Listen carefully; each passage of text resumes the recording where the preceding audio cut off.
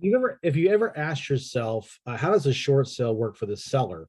You've come to the right place, although the answer may not be what you expect. Hi, I'm Don Thornton. I'm known as the short sale guy because I've helped well over 1,500 homeowners who are upside down in their mortgages be able to get out from under them and have a successful short sale. So in this video, I'm going to talk to you about why it's important to choose the correct company, why you need to be ready for to show the property and to have your financial documentation in order, and then how the short sale works for the to get the approval and get it closed. So it's important that you choose the right company, and I will tell you this is the most crucial part of the short sale process because you don't want to work with a real estate agent that doesn't know what he or she's doing. And I don't mean that in any way or to disrespect the agents.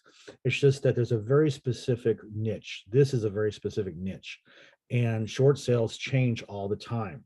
And I hear a lot of realtors say, well, if the market does change, I'll just go back to doing short sales like I did during the Great Recession. I think to myself, boy, that the way short sales are done right now is no way, and there's not even close to what it used to be because things change. I mean, we have to reinvent ourselves sometimes every 6 months or so because the banks are changing and they change up their process and so forth. I mean, the general process is the same, but what you have to do to get the thing to work, that's what always changes.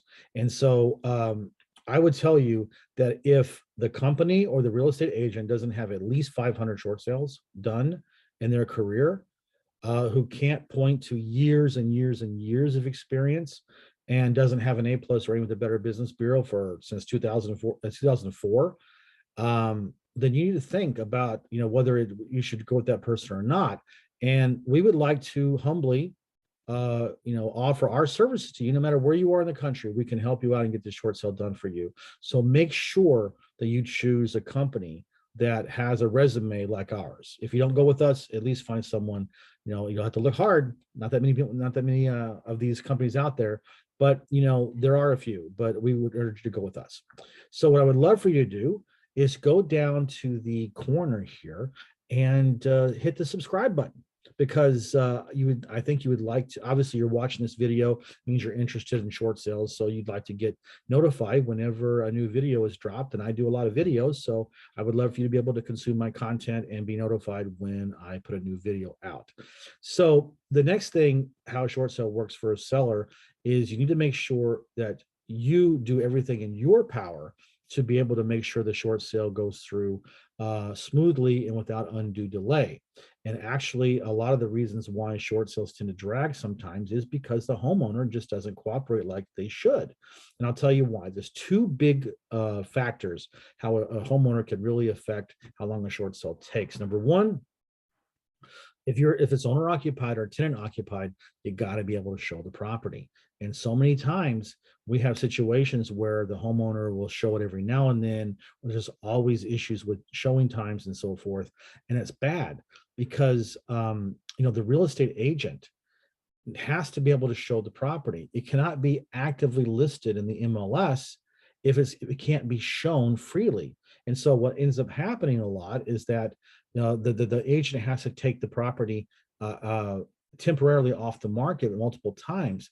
That kills momentum, and it's a bad look, and it makes it harder for us to do the short sale negotiation to explain all those temporary off the market occurrences. So that's a really big factor.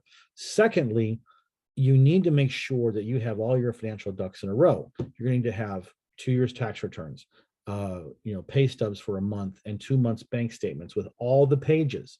So that's what people get hung up on. I think, well, okay, I sent you everything. No, there's 7 page there. It's 1 out of 7.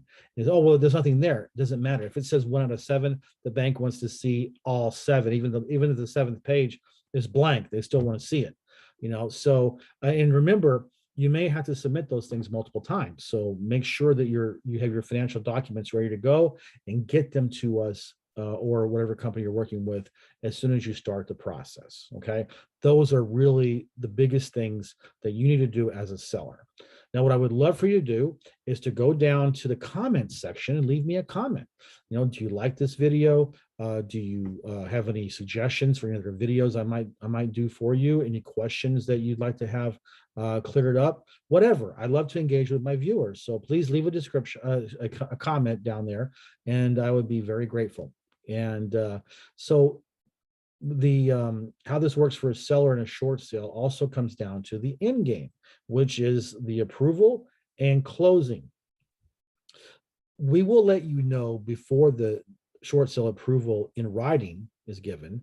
We're going to know pretty much this is going to work or not. So it's important that when we start giving you hints, it's like, okay, this is going to be moving through here pretty quickly now. Make sure that you can move out, because that also is a big factor. People wait too long to look for another place to live.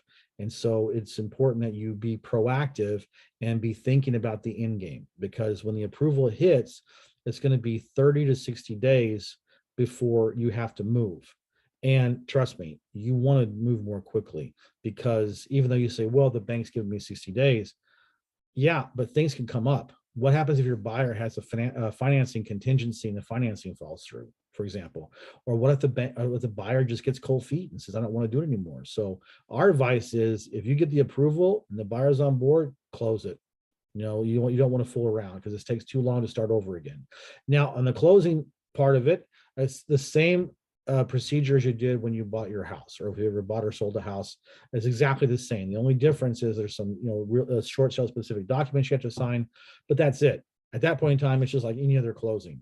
And then if it's owner occupied, usually the bank will give you a relocation incentive.